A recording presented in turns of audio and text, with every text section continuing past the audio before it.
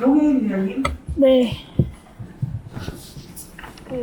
신당역 여성 살인 사건 관련돼서 오늘 또 많은 의원님들도 말씀해주고 계신데요. 정말 좀 절망스러운 마음을 감출 수가 없습니다. 오늘 그런 마음으로 이 회의장 앞에 작은 추모 공간을 마련했는데 함께 해주신 위원님, 참여해주신 위원님들께 감사드린다는 말씀 드립니다. 스토킹 피해자에 대한 보호 조치 너무 부족하죠. 제대로 논의되지 않고 있는 데에 저 또한 큰 책임을 느낍니다. 제가 받아본 자료에 의하면 피해자가 스토킹 범죄를 신고했을 때 피해자 보호를 위해서 잠정 조치를 하면 5명 중 1명은 보호 조치를 받지 못한다라고 해요. 혹시 이런 사실 알고 계신가요, 장관님?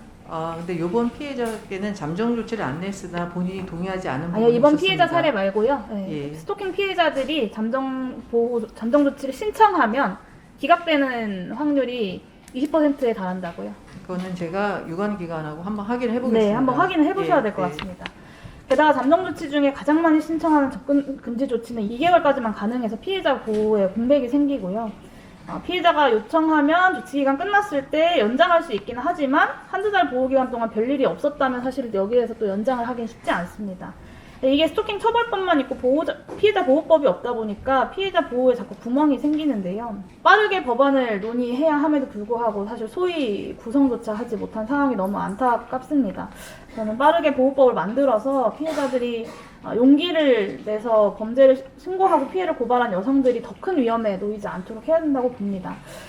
왜 자꾸만 여성들이 죽음에 내몰릴까를 좀 돌아봐야 할 것 같습니다. 윤석열 대통령이 부정했었던 그 구조적 성차별, 저는 이게 반복되는 여성들의 죽음의 원인의 한 축이라고 생각하는데요.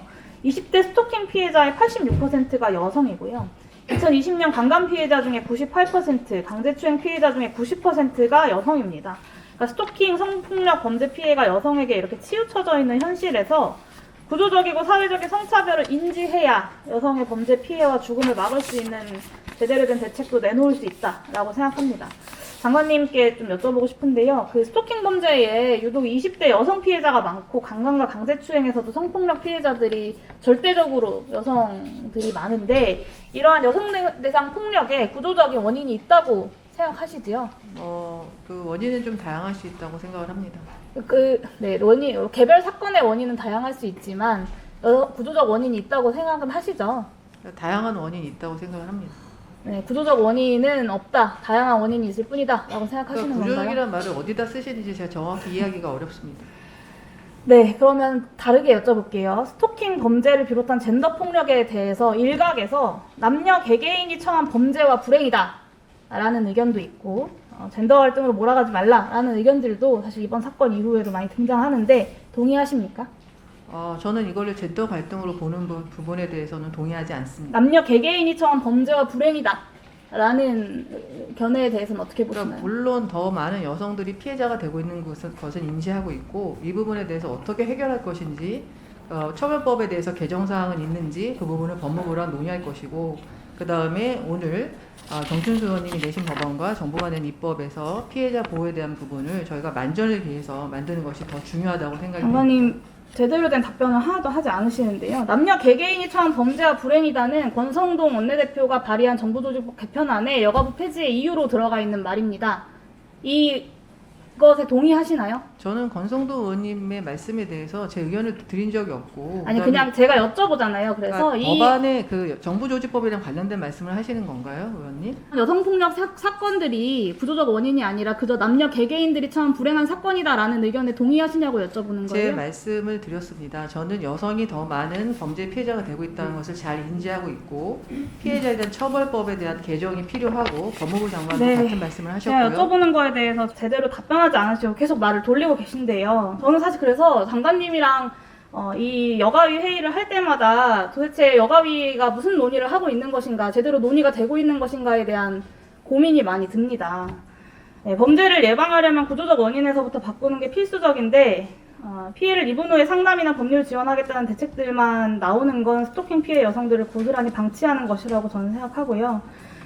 성범죄, 스토킹 범죄에서 구조적 차별을 인지하지 못하는 국민들도 잘 설득해서 피해자 보호 법안 통과까지 여가부 장관으로서 추진하셔야 하는데 어떻게 하시겠다는 것인지도 잘 모르겠습니다. 그리고 제가 오늘 장관님이 다른 의원님들께 하시는 발언을 들으면서 장관님이 참 여가부 폐지의 적임자다라는 생각이 들었어요. 그러니까 한동훈 법무부 장관은 본인이 해야 하는 일들, 법무부가 해야 하는 일들을 이번 사건 이후에 빠르게 이야기하셨거든요. 장관님은 계속해서 여가부 혼자 할 수 있는 것들이 많지 않고 같은 이야기들만 하세요.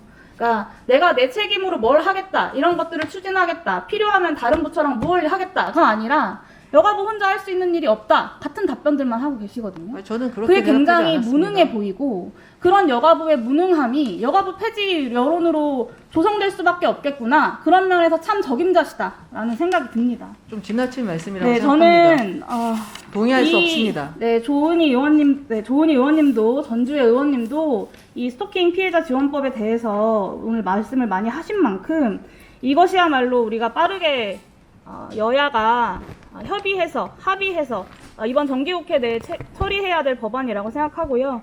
여야 의원님들이 법안 소위가 구성되지 않더라도 이 법안 빠르게 논의할 수 있도록 함께 힘 모아주시리라고 기대합니다. 이상입니다. 그 여성가족부